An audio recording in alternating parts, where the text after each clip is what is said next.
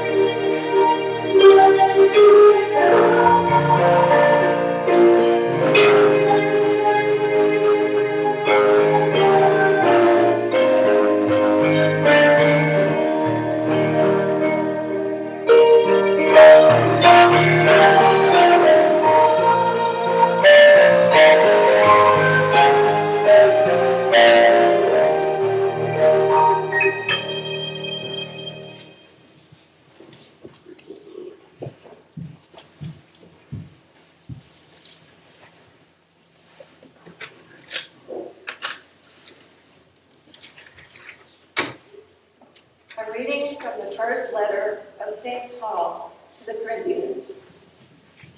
I tell you, brothers and sisters, the time is running out. From now on, let those having wives act as not having them, those weeping as not weeping, those rejoicing as not rejoicing, those buying as not owning, those using the world as not using it fully. For the world in its present form is passing away. The word of the Lord. Praise be to God.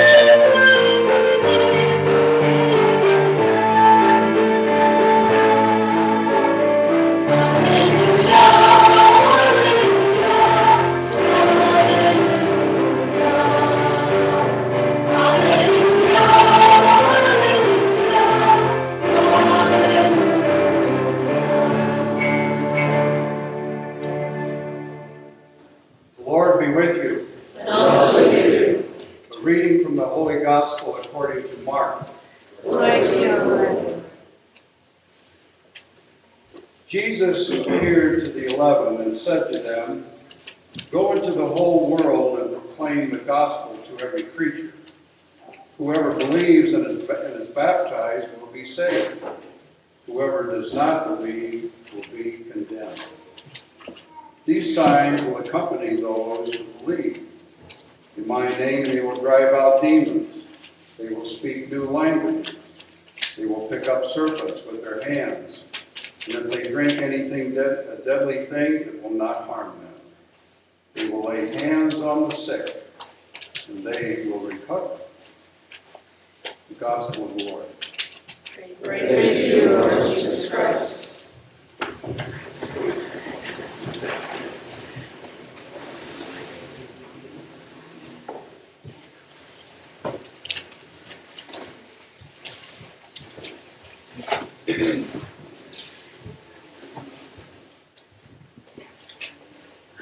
St. Paul is one of the greatest examples of conversion. And if you listen carefully to the first reading, instant conversion. Conversion that led Paul to teach and preach about Jesus and Christianity to many people in many places. His letters to the Romans, Corinthians, Galatians, Ephesians, and many others are inspiring. If I were reading about the conversion of Paul, and then I read his letter just right afterwards, one word comes to mind. Wow! Maybe somebody would agree with me. How could Jesus call Paul to himself after he persecuted Christians and then make him one of the church's greatest saints? I think you would agree it was the work of the Holy Spirit, God's merciful love and forgiveness toward his sinful son, Paul. He then went on to preach and teach about Jesus so diligently that the church may not have survived without him. Yes, I'll repeat, wow, not as good as they. But hopefully you'll stop thinking about skiing now. Thank God for St. Paul.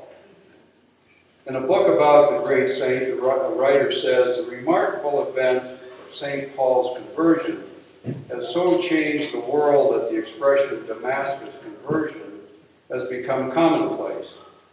Throughout the church's history, humanly inexplicable conversions have continued to occur in many ways. Today, all Christians, especially Catholic Christians, are called to another conversion. We are called to have a conversion of heart, so important that it means saving the lives of millions.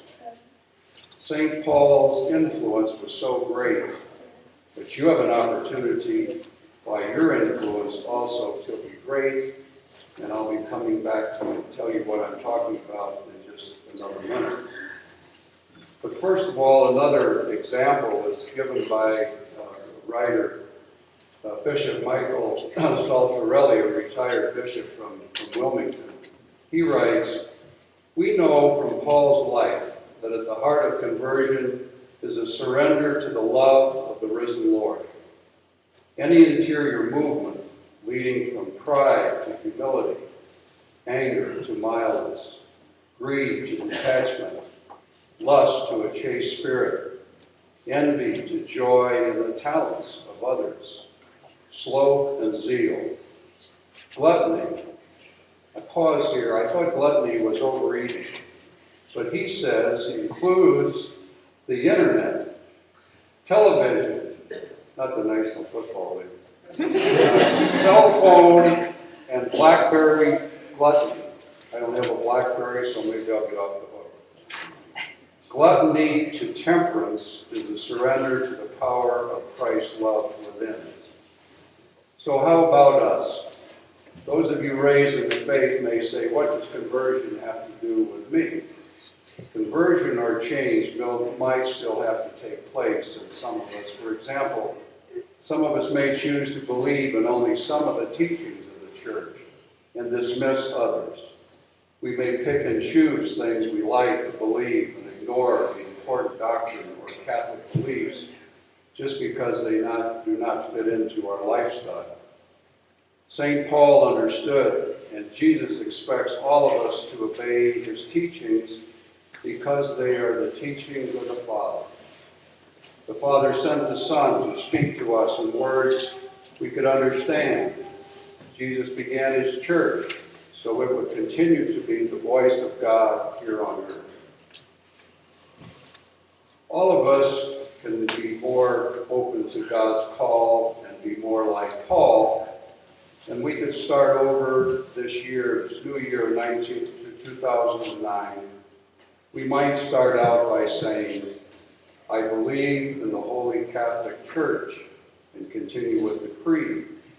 Or more simply, we might just say, I will love God and neighbor more than I ever did before.